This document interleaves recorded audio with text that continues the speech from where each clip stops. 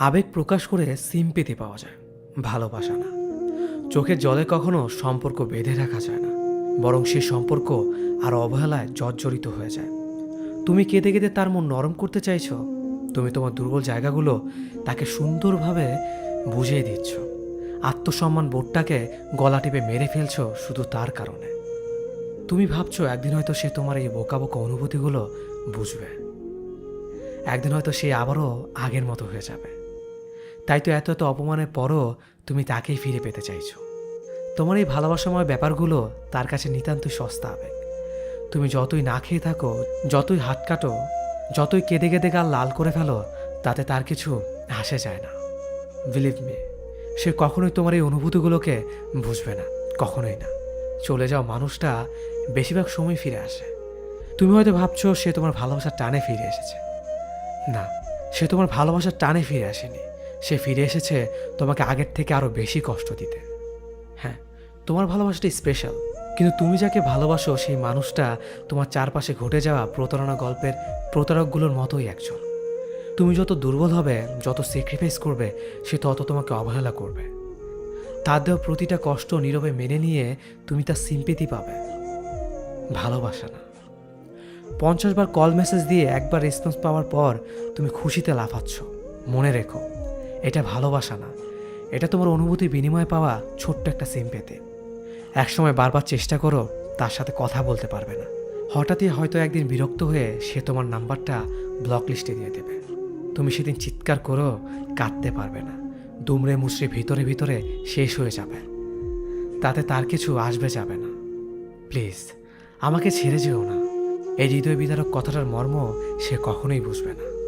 তাই তোমার এই অমূল্য ভালোবাসা, অমূল্য চোখের জল, অমূল্য অনুভূতিগুলো সেখানে প্রকাশ করো যেখানে তুমি গুরুত্ব পাও। যে মানুষটার জন্য তোমার আত্মসম্মান হারাতে হয়, সে মানুষটা যাই হোক তোমাকে ডিজার্ভ করে না। এটাই বাস্তব। আমাকে একজন তার ফেসবুকের পাসওয়ার্ড দিয়েছিল। সে হচ্ছে আমার প্রাক্তন।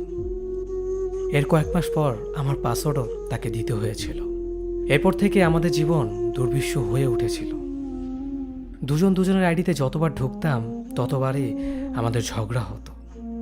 মাঝে মাঝে ঝগড়ার পর রাগ দেখিয়ে দুজনই একে অপরকে বলে উঠতাম, ভালো থাকো, আর ফেসবুকে আসবো না। আমরা কথা রাখতাম। আমি আর আমার আইডিতে ঢুকতাম না। তার আইডিতে ঢুকে চ্যাট মুড অফ করে বসে থাকতাম। সেও তার আইডিতে ঢুকতো না। আমার আইডিতে ঢুকে এভাবেই চুপচাপ করে বসে থাকতো।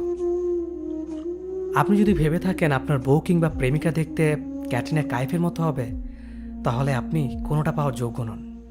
রিয়েল লাইফে মেয়েরা দেখতে নায়িকাদের মতো হয় না। মেয়েদের মুখে ছোট বড় পিম্পল থাকবে, চুল উস্কো শুষ্কো থাকবে, আর তারা সারাদিন নায়িকাদের মতো এত সাজুগুজু করে থাকতে পারবে না।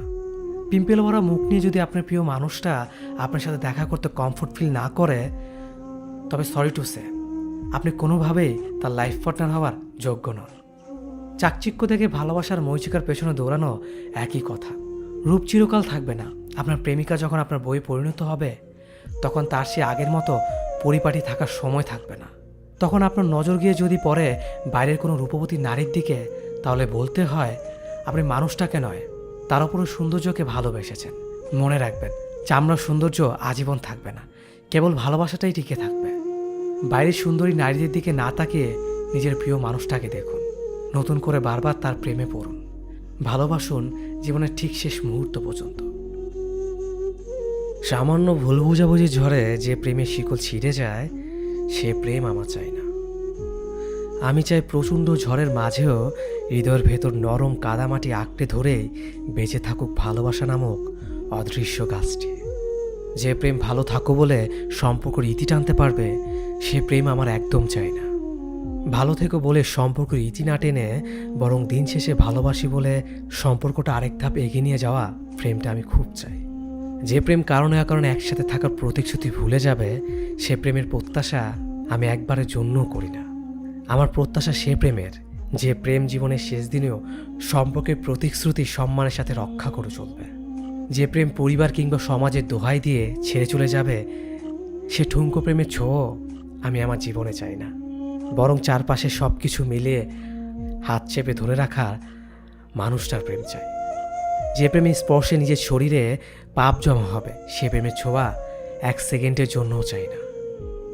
প্রেমের স্পর্শ থাকুক রজনীগন্ধার সুবাস নিয়ে, যে সুবাস সারা জীবন গায়ে লেপ্টে থাকলেও বিষাক্ত আসবে না। প্রেম চাই সম্মানে, শ্রদ্ধা, যত্নে, ভরসা আর বিশ্বাসে। যদি একজন মানুষের জন্য আপনার হাজারটা মানুষের সাথে কথা বলা বন্ধ করে দিতে হয়, তবে আপনি ভালো মানুষের সাথে আছেন। যদি একজন মানুষকে নিয়ে ভাবতে গিয়ে আপনার জন্য যারা হারাম তাদের সাথে কথা বলা বন্ধ করে দিতে হয়, তবে আপনি ভালো মানুষের সাথেই আছেন। যদি একজনের আবদার রাখতে আপনার প্রোফাইল থেকে একটা একটা করে সমস্ত পিক সরিয়ে ফেলতে হয়, তবে আপনি সত্যি ভালো মানুষের সাথেই আছেন।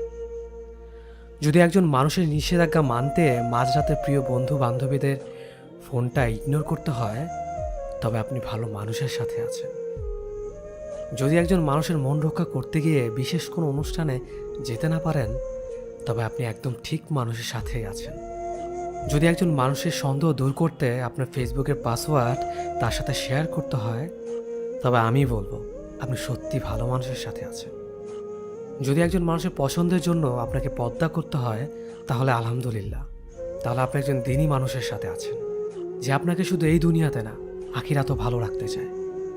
যদি একজন মানুষকে ভালোবেসে আপনি পুরো এই চাকচিক্য দুনিয়াকে ছেড়ে দিয়ে আল্লাহর পথে থাকেন, তবে আমি বলবো আপনি একজন ভালো মানুষের সাথেই আছেন, যার মাধ্যমে আপনি হেদায়েতের পথে এগোচ্ছেন। স্বয়ং স্রষ্টার পাঠানো সে, যে আপনাকে সত্যি ভালোবাসবে, সে আপনাকে এভাবেই আগলে রাখবে। আপনার সব ভুলকে ভালো করে দিয়েই সে ভালোবাসবে। সে আপনাকে এভাবেই সন্দেহ করবে, কারণ যেন আপনাকে না হারাতে হয়, কিন্তু ছেড়ে যাবে না কখনো আপনি ভুল পথে আছেন বলে। ভালোবাসা মানে ছেড়ে যাওয়া না, ভালোবাসা মানে প্রাপ্তি। আপনি যাকে ভালোবাসবেন তাকে কখনো হারাতে চান না, কষ্ট করে পেতে চান, এটাই ভালোবাসা। তবে আমি নিশ্চিত যে আপনি সঠিক মানুষের সাথে আছেন, যে আপনাকে ভালোবাসে বলেই সে আপনাকে শাসন করে রাখে, চাই আপনারা ভালো থাকেন একসাথে সারা জীবন। সে এর জন্যই আপনাকে আগলে রাখে সব খারাপ থেকে, যেন তার ভালোবাসার মানুষটিকে একজন নেককার সহধর্মিণী হিসেবে পায়।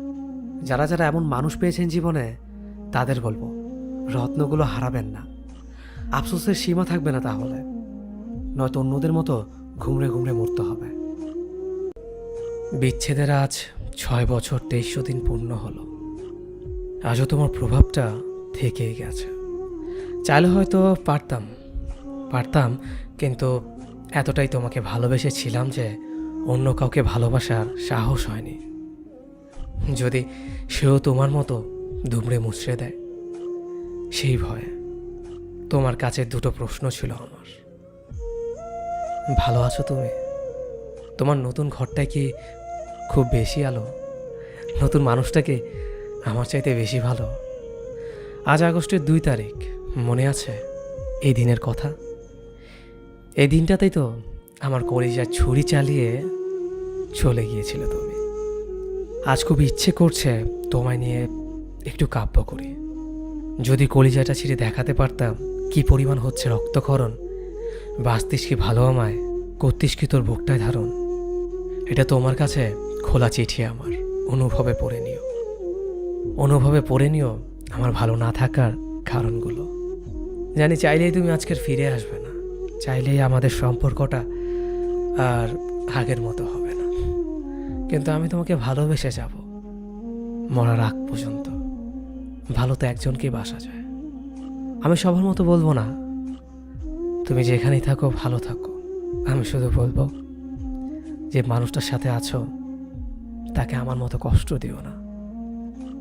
আমি হয়তো সহ্য করতে পেরেছি, অন্য কেউ সহ্য করতে পারবে না।